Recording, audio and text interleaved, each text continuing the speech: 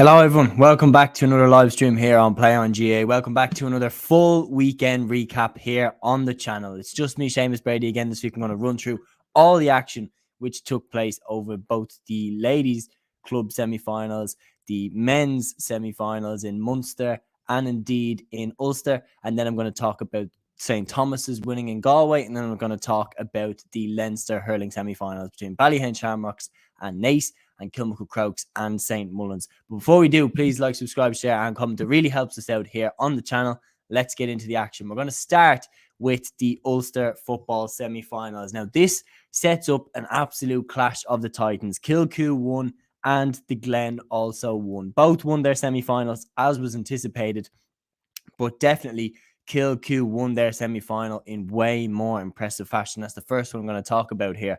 Kilcoo 3-14, Enniskillen Gaels a goal and 9. Hugely impressive victory for Kilcoo. The champs had the wind in their favour in the first half, but by God, did they make that absolutely count. They had a 13-point lead at halftime. Sheelan Johnson stuck away 2 goals in the first half. He is an absolutely outstanding player. Down should do absolutely everything. Conor Laverty should do absolutely everything to get him into the Down setup for next season. Kilcoo were 13 points ahead, as I mentioned, at halftime. Aaron Morgan stuck away the 3rd goal in the second half after a goal had come for Enniskillen Gaels from substitute Owen Beacom. Shout out to him. He hit 1-3 off the bench, but just Enniskillen Gaels were no match for Kilcoo today. 10 different scorers in total for Kilcoo. They had threats from absolutely everywhere. Interesting enough, no start for Eugene Brannigan. I'm not sure exactly what the detail. I don't know if he's injured or what, but considering that they're missing last year's club player of the year, getting him back in could be crucial, and that could give them an absolute turbo boost towards potentially retaining their All-Ireland club title. They might have played this perfectly, because if you're talking about how Kilcoo have done it, they snuck through the Down Championship. I mean, they survived one round on just penalties. The Down quarterfinal, like, just about got through that. And yet, here they are. They've ended up in a position now where they're in the Ulster final. They're against the Waddy Graham's Glen side, who looked unbelievable in Derry. And then, talking about their semi-final here against Aaron's own Carrigan, they struggled for long periods. Aaron's own Carrigan, of course, the Antrim champions. The Glen won this game by a goal and 10 to 8 points. But that scoreline flatters the Glen, because Danny Talon hit a last-minute penalty which put a gloss on the scoreline. But right up towards the end, Aaron's own Carrigan were right there with the Glen. This is a massive, a massive encouragement, not just for Aaron's own Carrigan, but for Antrim football in general. The penalty at the end, that came from goalkeeper John McNabb. He brought down the Glen substitute Stevie O'Hara. The penalty was given and slotted away by Danny Talon. Carrigan won the toss at the start of the game. They played against the win in the first half, and they decided to play a real possession-based game. They held onto the ball for a long time, and the Glen weren't very clinical. They only hit 5 scores from 12 shots, and they went into halftime only 5 points to 4 up, having had the wind. And if I was in the Carrigan dressing room at halftime, I would have been very confident going into that second half. There were stages I thought that Carrigan would do it. The main one was a boomer of a point by Kevin O'Boyle, Antrim footballer, and a real inspiration for this side. And he kicked a cracking score. And it looked at this stage like they might actually do this. They might actually pull off a shock of all shocks against a team that, myself included, are saying are absolutely, definitely All-Ireland club contenders. And then 2 clutch points came for the Glen from Emmett Bradley. That put the Glen 2 points in front after they had initially equalised. They brought it back, and then, sure enough, they went on to win the game with the Danny Talon penalty. However, they will absolutely need to improve before the Kilcoo game, because for long stages of this game, Carrigan just held them. They just frustrated them. The Glen's finishing in the first half was not particularly impressive at all. And it's one of those things where you're looking at saying, Kilcoo have a forward line of Conor Laverty, Jerome Johnston, Paul Devlin, Sheelan Johnson, Ryan Johnston. And if you throw the likes of Eugene and Brannigan back in there, I mean, serious potential in that Kilcoo forward line. Not even just potential. They've been there and done it. They're All-Ireland club champions. The Glen probably are stronger around the middle, like Conor Glass and Emmett Bradley. I've outspoken about, I think, is the best midfield pairing in the country in terms of a club midfield pairing. But if you're talking about, who has the bigger threats going forward, it's undoubtedly Kilcoo. So it sets up a fascinating game between these two sides. Honestly, I was so confident that the Glen were going to knock Kilcoo off their perch this year. That performance in the semi-final has worried me a bit because Carrigan had stages where they could have kicked on and won it. And, you know, going into the last 10 minutes, they were ahead and the Glen just pulled them back. If Kilcoo get ahead of them like that, Kilcoo have been around the block. They know how to close out the game. And it'll be one of those things where I'd be looking at it saying the Glen really need to step up the game. I am going for the Glen to win. I've gone for them since the start, but there will be a full preview coming here on Play on GA because that is going to be one hell of a game. So make sure you stay tuned for that. The Glen and Kilcoo is our official Ulster Club Football Final for 2022. Moving down south then, huge shock in this game. Newcastle West, the champions of Limerick, beat the Tipperary champions Clonmel Commercials in the first Munster Football Semi Final. I did not see this coming. Newcastle West become the first Limerick club side to play in the Munster Club Football Final since Drom Bradford did in 2008. Key players for Newcastle West. I mean, right there, the game was slipping away from them. Clonmel Commercials hadn't looked the best, but they looked like they were hanging in there. And then an equaliser came from Ruan O'Connor in the 68th minute, 8th minute of injury time, sends the game into extra time. Clonmel were hanging on. And they'd had two players black-carded towards the end of this game. And crucially, one of them was Kevin Fahey, who is their absolute key defender. And Kieran Cannon was also black-carded as well. So it had 13 players at the start of extra time. And by God, did Newcastle West make the most of this. Emmett Richter hit a goal in the first half of extra time. And at halftime and extra time, they were 114 to 110 up against Clonmel. And it actually looked for the first time like, wow, they're actually going to put them away here. Ian Corbett and Cian Sheehan in particular as well were fantastic for Newcastle West. And up front, Owen Hurley hit 6 points and Dermot Kelly hit 3 points. They were crucial in keeping the Newcastle West machine oiled and running. Jason Lonergan was there for Clonmel as well. So they were at full strength. There's no real excuse as to why they didn't get over the line here. I mean, the Munster Championship has been crazy this year. When you look at it and say that, you know, Finbars were originally everybody's favourites to go and win the Munster Championship. They didn't make it out of Cork. Then when Nemo Rangers beat them, everyone was saying, right, I think Nemo are going to go win. Then Nemo Rangers get beat by Clonmel Commercials. And everybody said, okay, Clonmel surely are going to go do it. And now Clonmel Commercials have been knocked out the next round as well. Can Newcastle West go and do it? It'd be very interesting to see. But one side that they're going to have to beat to do that is Kerins O'Rahilly's. And they got over the line against Éire Óg Ennis in their semi-final. They had to do it without David Moore, and for most of the game anyway. He was sent off in the 22nd minute, 2 yellow cards for 2 fouls on the same player, 2 challenges on Ikem Ugweru, and both deemed to be yellow card worthy by the match referee. Kerins are into their first Munster Football Final since 2009. Obviously they won the Kerry Club Championship, not the Kerry County Championship. So they have been shown up in the Kerry County Championship. Obviously they've played, you know, what is one of the best sides assembled there in East Kerry with the likes of David Clifford, Paddy Clifford, Paul Murphy, James O'Donoghue. So they'll be more confident going into a game now in the final against Newcastle West that they can get over the line. They won this game against Éire Óg Ennis by 1-9 to 1-8. And Éire Óg Ennis were hotly fancied by a lot of people to actually be the Munster Club champions. So again, the two favourites really for a lot of people have both gone out in the same weekend.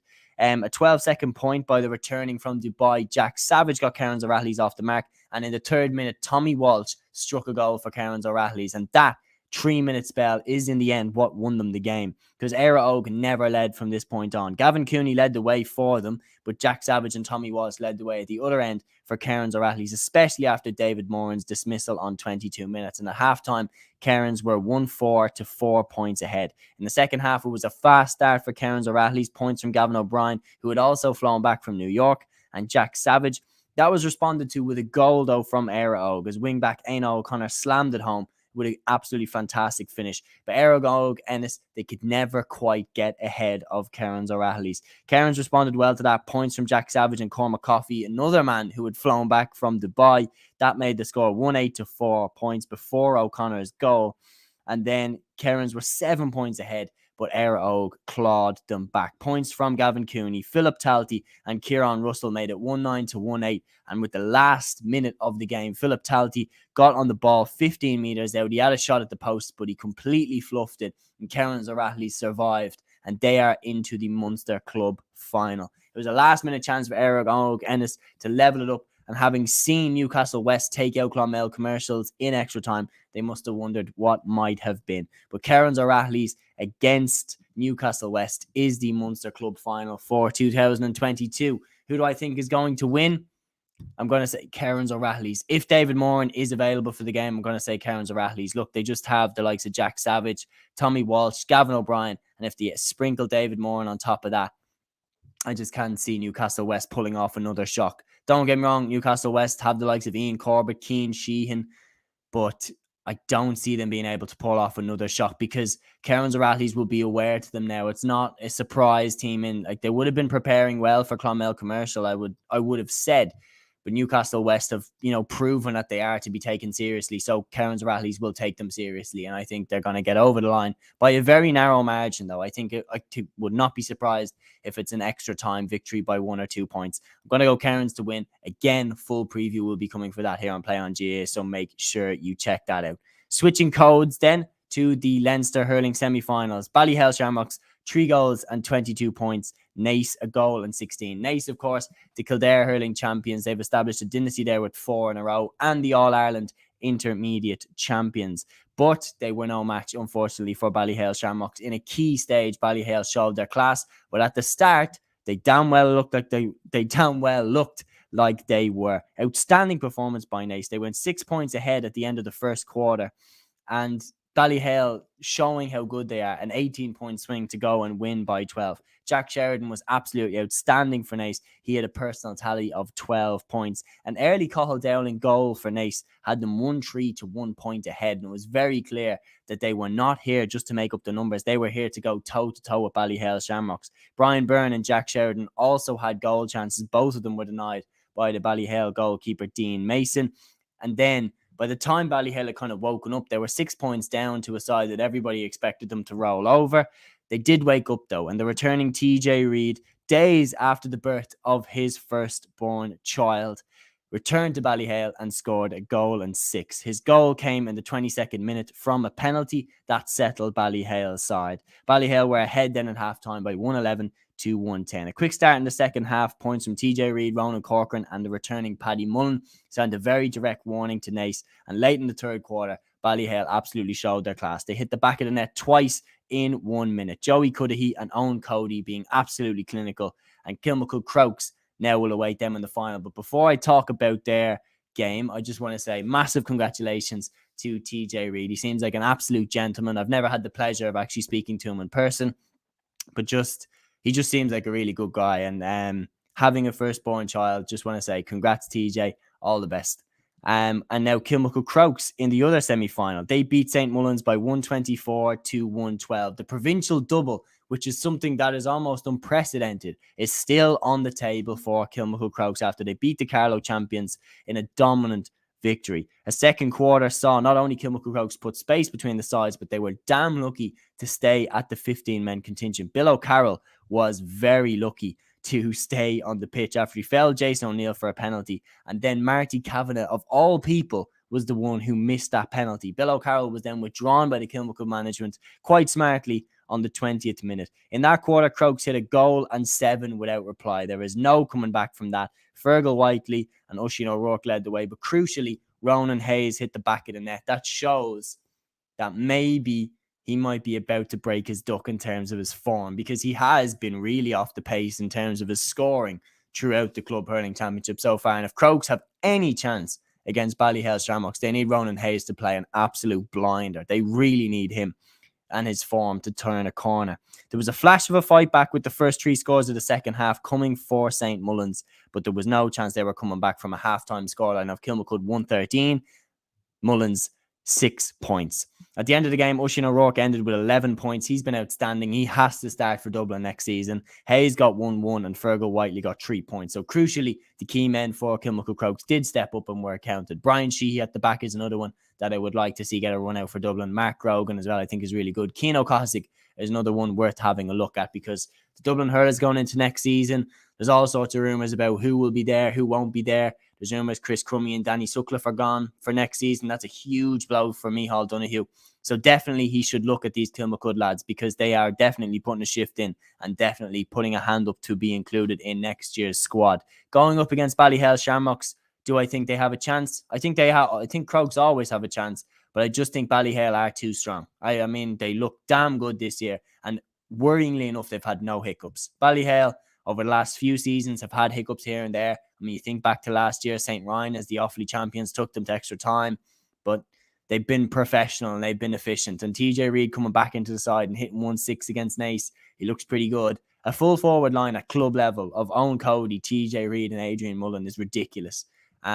So when you think of the amount of talent that Ballyhale Shamrocks have, I see no other alternative than a Ballyhale victory. I'm going for them to beat Kilmacud in the final and end Crokes' dream of a provincial double, which would be an incredible achievement. But I just don't think it's going to happen this year. There will be a full preview coming for that on Play on GAA, so make sure you check that out.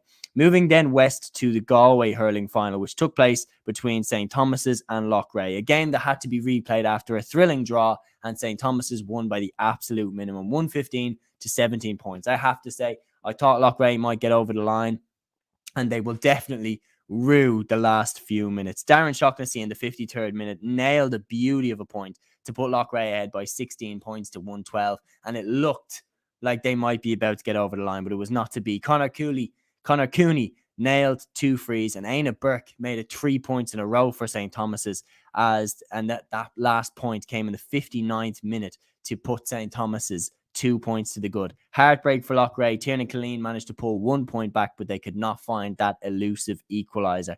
Huge credit has to go to St. Thomas's. Absolute dynasty that they have established in Galway. 5 in a row. I mean, you think of the great Galway hurling club sides like Portumna. They haven't been able to do it. And St. Thomas's have absolutely created a dynasty there. Considering the fact that Loughrea made a fast start, they were 4-2 ahead in the first 5 minutes. Jamie Ryan and Joe Mooney hit absolutely beautiful scores in that. Conor Cooney, though, a key moment, he ran through the Loughrea defence to set up Mark Caulfield, who smashed it into the back of the net. Caulfield then moved to full forward, not a position he traditionally played for St. Thomas's, but he was fantastic up there. 2 beauties just before half-time, sent them in 1-7 to 9 points ahead. Tiernan Killeen levelled immediately, and that brought us up to the 53rd minute, where Shaughnessy beauty put Loughrea ahead by 16 points to 112. But that 3 in a row for St. Thomas's buried Loughrea's chances and broke their hearts in the process. How far do I think St. Thomas's can go? Well, they got knocked out in the semi-final last year. Considering Ballygunner and Ballyhale are still in the pool, Ballya are there as well. They're a dangerous outfit. Slough-Neil are a bad matchup as well. I do worry for St. Thomas's. How much further can they go? I'd be interested to see how it goes on. I wouldn't necessarily be thinking, I don't think that they have it in them to beat a Ballyhale Shamrocks or a Ballygunner, but they are a dangerous outfit. They're a dangerous matchup for those sides. So it will be interesting to see how they get on in the semi-final now. Again, full preview for whatever semi-final they end up in will be coming here on Play on GAA. The ladies Gaelic Football All-Ireland semi-finals, they took place over the weekend as well. Kilkerran, Clonberne, they smashed Ballymacarby by 210 to 2 points. This is the absolute queens of Waterford, Ballymacarby. 41 titles in a row. They finally won their Munster title the first time in 22 years, but they were no match for Kilkerran and Clonberne here. The defending champions, they blew away Ballymacarby. They blew them away. Ailish Morrissey led the way with a goal and 3. As dominant the first half as you'll see. The goal came from Chloe Miskell, combined with points from Miskell, Louise Ward with 2, Morrissey and Olivia Divley sent the Galway champions in at half-time, 1-5 to no score. Ballymacarby did not score in the first half. You do not come back from that. How do you even pump up the troops in the dressing room at halftime when you've not even scored anything? 30 seconds into the second half, Ballymac put that right. They got their first point of the game from substitute Maeve Ryan, but at the end of the third quarter, Ailish Morrissey struck her goal to leave absolutely no doubt, not that there really was any before, and Kilkerran are back in the final again. Donamoyne await them in the final. Donamoyne beat Kilmacud Crokes, the Dublin and Leinster champions, who had been on a fairy tale run of their own. They won their first ever Dublin ladies title and their first ever Leinster ladies title. So it's been a sensational season for Kilmacud Crokes. Topped off with the fact that they didn't even have Lauren McGee, who in my opinion is their best player. Like, she's midfield for Dublin. She's an outstanding player. She would definitely have been a welcome addition to that Kilmacud Crokes side. Donamoyne put an end to their journey though by winning by a goal and 11 to 7 points. The Monaghan champions are into the final. And this story is amazing. Katrina McConnell, just newlywed, had her wedding day, and then she flew to the home ground in a helicopter straight from the wedding reception. Not only that, she arrives and absolutely smashes it. She hit 7 points to help the Monaghan champions eliminate the Dublin champions to reach the All-Ireland final. Big shout out as well has to go to Lauren Garland. She was also huge for Donaghmoyne, chipping in with a goal and 2. They had the win in the first half, Donaghmoyne, and again, another case of a team having the wind and making it count. McConnell hit 2 early points before an 18th minute goal from Garland straight into the top corner of the Crokes net, sent them on their way. Julia Buckley and Ava Rutledge hit back for Kilmuckle Crokes, but at half-time, it was Donaghmoyne 1-7, Kilmuckle Crokes 4 points, and Crokes' chances in the club championship were quickly slipping away. Rutledge hit the first point of the second half for Crokes, but Donaghmoyne responded well, with McConnell and midfielder Cora Courtney hitting scores for them. And the 49 Nia Jennings was sin bin for Kilmuckle Crokes, and that really took the wind out of their sails. Lauren McGee not being available as well is another huge loss that we do have to mention. Crokes pushed hard in the last 10 minutes, but they were unable to get over the line. The Donaghmoyne defence was fantastic, and scores at the end from McConnell saw Donaghmoyne home. Congratulations, Katrina, on your wedding, and congratulations on turning up from the wedding to a match and smashing it, hitting 7 points against the Dublin and Leinster champions to get into the All-Ireland final. Not a bad day for Katrina, and certainly a great day for Donaghmoyne as well. Donaghmoyne against Kilkerran Clonberne in the Ladies Club Football Final of 2022. That's going to be one hell of a game. Two sides that have absolutely torched everyone in their path. Who do I think is going to win? Right now, I'd be leaning more towards Kilkerran, just for how much they just impressed me with their defence. I mean, not even letting Ballymacarbie score at all in the first half shows not only how good they are, but their discipline was fantastic. No fouls, no frees. They didn't give anything away to Ballymac. And in the second half, they only let them have 2 points as well. Just an absolute dominant display. I know that Donaghmoyne look absolutely fantastic. It'll be interesting to see how they get on in the final, though. Again, a full preview will be coming here on Play on GA, so make sure you check that out. So that is my full recap of the weekend's action. A massive shout out has to go to David Clifford as well, though, as Foster had another victory there in the Munster Junior Championship. Again, Seamus Flanagan's side just shows really the clout and the absolute pulling power of David Clifford. To sell out for a junior game is absolutely remarkable. We are witnessing a pure superstar in our game, so it's important that we give him the roses while he's still in the prime of his career. Scarily enough, he's still not in the prime of his career. He's still a very young man, but he is going to be, when it's all said and done, he's going to be one of the greatest to have ever done it. So I love that everyone is, relishing the opportunity to go and watch him play live, because he's just an absolute joy to watch. So that's my full recap of all the weekend's action. I hope you enjoyed. Thank you so much for giving me your time here on Play on GAA. Please like, subscribe, share, and comment. It really helps us out here. And until next one, guys, take care.